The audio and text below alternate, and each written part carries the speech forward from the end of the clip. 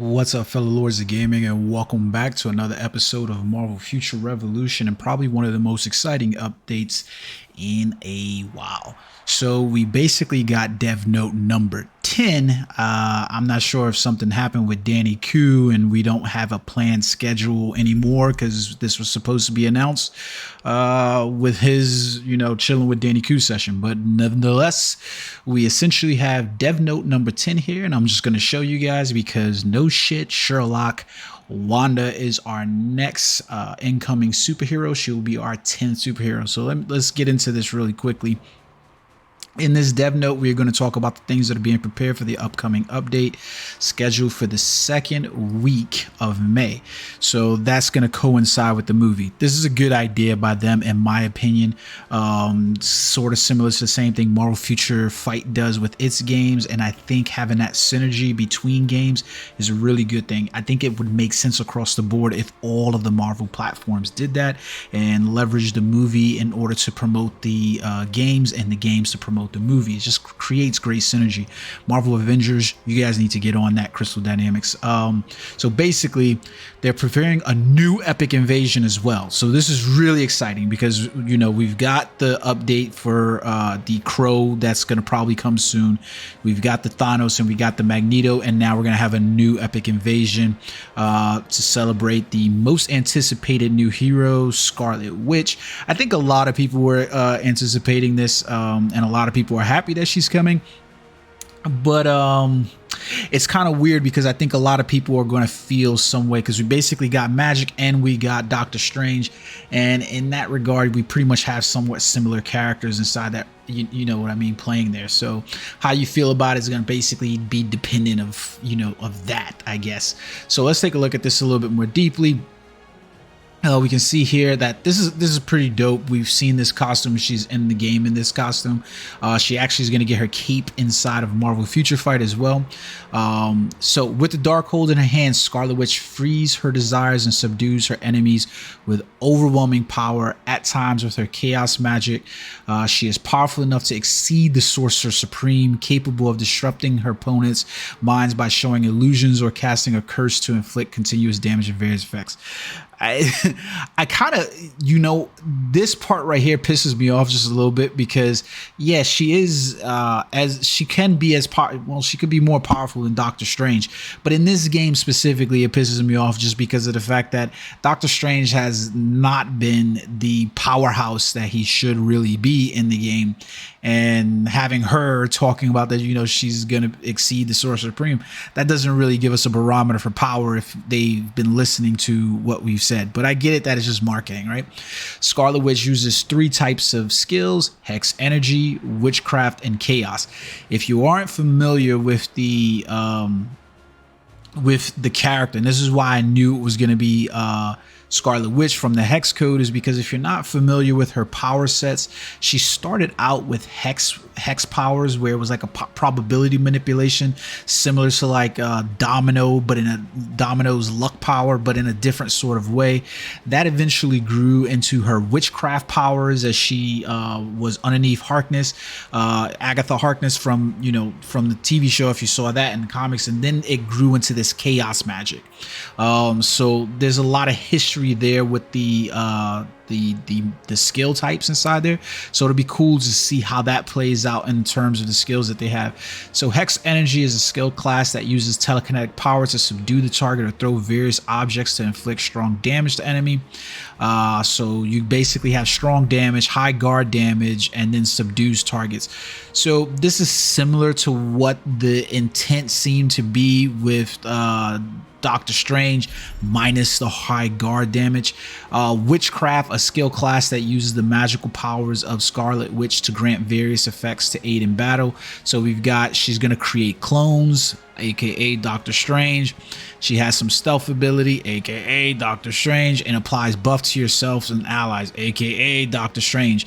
And this is where I think that people are going to get a little bit thrown, because having Scarlet Witch put inside of the game is sort of similar to like Jane Foster is coming to Marvel's Avengers. It's pretty much going to be reflective of almost a a echo character is what they would call them. So like, you know, you got Thor and then you get Jane Foster. The power sets and the skills are pretty much similar and the same. Then you even see here Chaos, a skill class that uses the power of darkness to inflict powerful status effects on the target. Chaos characteristics apply status effects to enemies such as silence, confusion, curse, and instability. Does those sound familiar to you guys? They should sound familiar to you guys. I mean, it's pretty much the same thing. Like Doctor Strange, it's a Doctor Strange toolkit. We're probably going to see a more evolved Doctor Strange toolkit.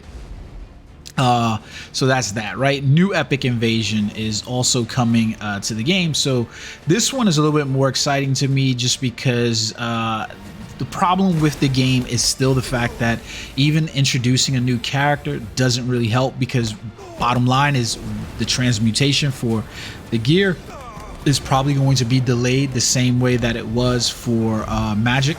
And then on top of that, you know, having the resources in order to dedicate to leveling up another character isn't going to really be there for a lot of players unless you're willing to drop a lot of money. Scarlet Witch isn't one of those characters that are going to get me to drop a lot of money in this game. If they had announced Thor, maybe even Deadpool, I probably would have did that, right? But in line with the release of Marvel's Doctor Strange: The Multiverse of Madness, the new Epic Invasion inspired by this newest adventure, taking our heroes on a journey to save primary Earth from invasion of enemies from another dimension. Furthermore, heroes will be moving to the other dimension to battle the enemies. An unexpected force will appear in this epic invasion, so get ready and prepare yourselves to battle them in the upcoming big update in May. A new concept of special battle badge will also appear in the new Epic Invasion. The dev team aims to diversify each special battle badge with a new concept. So the new badges basically are going to have increased max damage upon critical hit, and then various effects will be applied when max damage occurs. This could be good. I like the overall, the badges are always, the new badges are always going to be meta inside the Epic Invasion. They have to find a way to get you to play that part of the game. So the badges there have to be there. By the way, this is my first impression because it just got announced about 20 minutes ago. So the badges are always going to be meta. So I don't want to hear conversations about, oh, these badges are meta. No shit, Sherlock. The badges are always meta. The question is, have they improved in terms of the RNG status of what you're trying to get and the acquisition methods? Right now, they made the acquisition methods sort of pay to win, because you can basically purchase your badges inside the Dimension Shop, which we'll probably see more of, right? So either way, though, cool that the new invasion is coming. Hopefully it's exciting and something that you have to actually engage in. It was nice to have the Thanos badge. The Thanos invasion comes back. Then they have the officialization of two types of Alliance conquests, the Alliance Omega War and Alliance Raids. Those basically are going to be full blast now. They're no longer considered in beta. So they're going to reconfigure the Alliance Omega War so that agents who were unable to participate due to the limit may receive rewards. So this is a good thing, because basically now if you don't get a chance to get in, you don't necessarily have to worry about it so much, because you can claim rewards the same way that you're claiming the rewards currently for like Alliance Raid. So that's good, because that means that basically, you know, the alliance that grows together kind of stays together, because now, you know, you don't have players worried about, well, I didn't get a chance to get in because you guys were trying to pair up the mightiest of players. We all kind of benefit from it anyways. The Alliance Raid version, they're going to partially change the rewards. They said inside here is weird. Despite several shortcomings, as it is a beta service, we were able to confirm your active participation through indicators. We hope for your continuous support and participation. And yeah, so basically we're going to get an improvement on rewards here for the Alliance Raid. It's not like it's been out that long. They're also going to improve the Alliance ranking rewards. So I guess this is good. So exchanging items in the Alliance shop with Alliance tokens acquired according to the weekly Alliance will be improved. So they're going to be related to Companion Grove for Alliance tokens, and time limited buffs for the week for the highest ranking Alliance. Okay, that'll be interesting. Just the buffing, I guess that's going to be interesting, because that's similar to like Marvel Future Fight in the sense that, you know, you could play the timeline and the top honored players based. Yeah, I don't know. We'll see how that works. Oh fuck titties. Please say no. Well, this video is not for the kiddies, right? Oh man, new companion upgrade system, Transcend. I told you guys this was coming.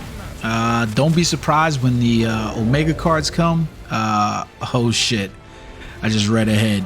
Okay, so new companion upgrade system, Transcend. Companion shards are needed to help companions grow. Up until the current build, it was problematic since if you continue to acquire companion shards for companions that have already reached 6-star, the companion shards will simply pile up without any use for them.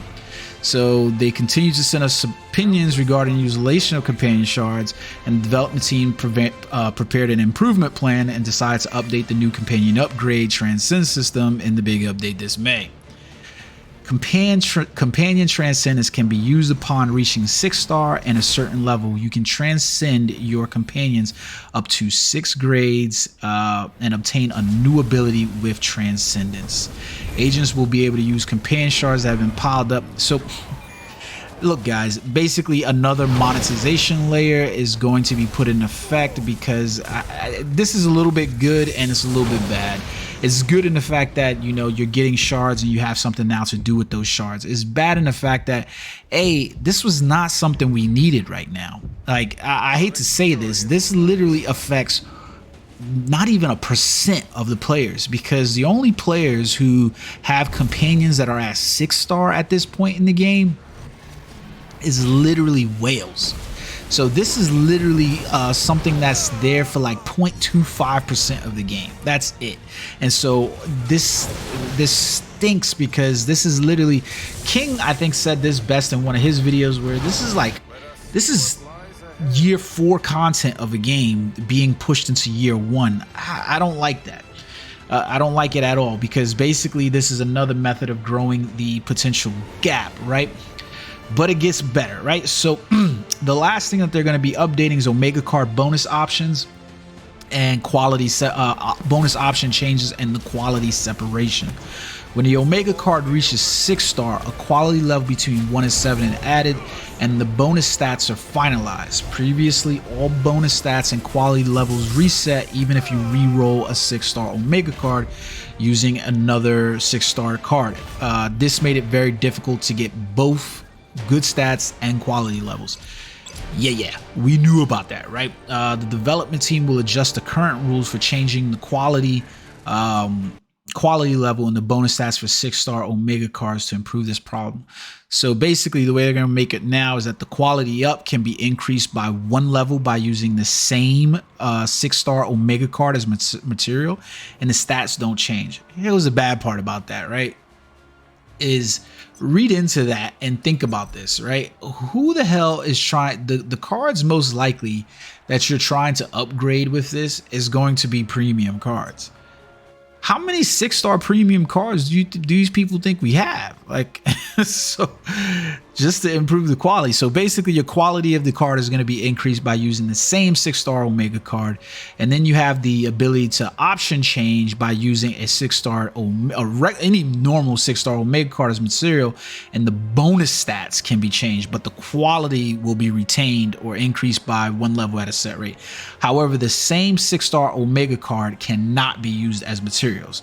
So you basically have to use one or the other in order to change the effects, which is a good thing, right? Because there's cards in there, like if you go inside my card inventory, I don't know what the hell I was just doing, but if you go inside my Omega cards and you were to look at them, for instance, right, like you can see here, these are pretty good rolls, but then you go over here and you see my Captain America Living Legend is like a 3. And if I was to go inside here and use an Omega card that was in there, then I could potentially re-roll the stats. Or like, for instance, these 2 Doctor Strange cards, you can see this is a 1 right here. It's got PvP damage, guard damage decrease, which is just trash. trash to me. So I can use another 6-star card to kind of re-roll this Doctor Strange. It'll still maintain the 1-star, right? Or I could look at this one that I have over here, 6-star. If this was a 1-star, you can see its total damage, PvP damage decrease, cooldown decrease over here, which is not necessarily how I want it, but you could essentially be like, okay, well, maybe I want this card instead, and you could use that. Nobody would use a 6-star card to do that, but let's say that this was a 1-star card or something. You could use it to re-roll to try to get a better quality on it. That's not necessarily a bad thing, especially for some cards where you're looking for better stats on a card. Like, for instance, on this card, having supervillain damage and PvP damage isn't necessarily a bad thing for my Spider-Man, especially that it got it at a 7, right? The quality is really good. But let's say you don't really care about PvP and you wanted to re-roll just these stats, the bonus stats.